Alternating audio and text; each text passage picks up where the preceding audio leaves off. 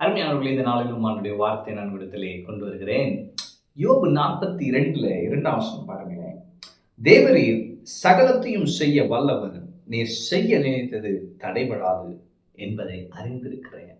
இந்த அறிவு, இந்த வெளிப்பாட்டின் அறிவு நமக்கு அவசியம். என்ன வெளிப்பாடு? அவர் சகலவற்றையும் செய்ய வல்லவர்.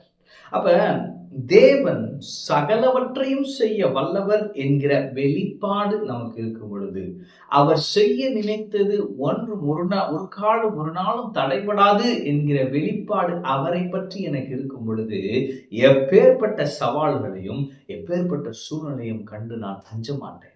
இன்னைக்கு நமக்கு பயம் வருது, ஒரு காரியத்தை குறித்து பயம் வருது. எனக்கு என்னமோ ஆயிடுமோன்னு பயம் வருதா? அல்லது இந்த கடனை எப்படி சமாளிக்க போறேன்னு பயம் வருதா? அல்லது என் பிள்ளையை எப்படி கையாள போறேன்? இந்த பிரச்சனை, இப்படி ஒரு பயம் வந்ததுன்னா என்ன புரிஞ்சுக்கிறோம்? அவரை குறித்த வெளிப்பாடு இன்னும் சரியாக நமக்கு இல்லை. அப்ப இந்த வசனம், இந்த ஒரு வசனத்தின் வெளிப்பாடு நமக்கு இருந்தால் போதும், வாழ்க்கையில எவ்வளவு பெரிய பிரச்சனை வந்தாலும் தைரியமா எதிர்கொள்ளலாம். எப்பேற்பட்ட பிரச்சனை வந்தாலும் அதை மேற்கொண்டலாம், அதை நம்ம ஜெயித்திரலாம். பிசாசை நம்ம ஈஸியா ஜெயிச்சிடலாம். எப்பன்னா அவர் யாருன்ற வெளிப்பாடு இருக்கிறப்ப. அப்ப இன்னைக்கு அவரை குறித்த ஒரு வெளிப்பாடு வருகிறது. என்ன? அவர் சகலவற்றையும் செய்ய வல்லவர். பொருளாதார தேவை இருக்குதா? அவர் சகலவற்றையும் செய்ய வல்லவர். சரீர வியாதியோடு இருக்கிறீங்களா? அவர் சகலவற்றையும் செய்ய வல்லவர். பிரதர், நான் யாருக்குமே கெடுதல் நினைக்கல, எனக்கு ஏன் இந்த தீமை வந்துச்சு? அவர் சகலவற்றையும் செய்ய வல்லவர்.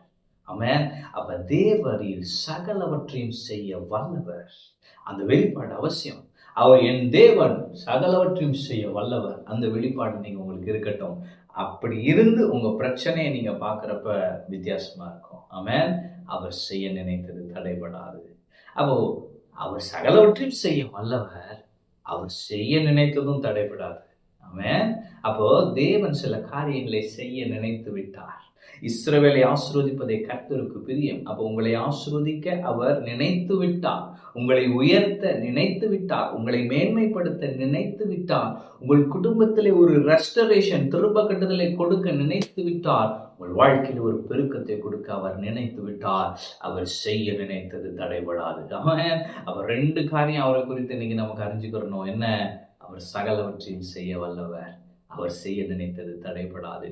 இதை மட்டும் நீங்க தியானித்துட்டே இருங்க. உங்க பிரச்சனை எல்லாம் ஒண்ணுலாம் போயிடும்.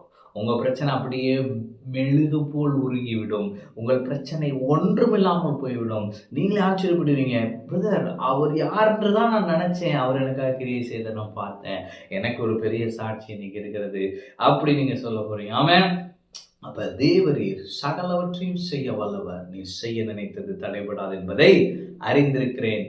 ஆண்டவர் யார் என்கிற வெளிப்பாட்டோடு உங்கள் பிரச்சனைகளையும் சவால்களையும் எதிர்கொள்ளுங்கள். நீங்கள் மேற்கொள்வீர்கள், நீங்கள் வெற்றி பெறுவீர்கள், சுகம் பெறுவீர்கள், பெரிய காரியங்களை அனுபவிப்பீர்கள். ஆமென். கர்த்தர் உங்களோடு இருக்கிறார். கர்த்தர் உங்களை ஆசீர்வதிப்பார்.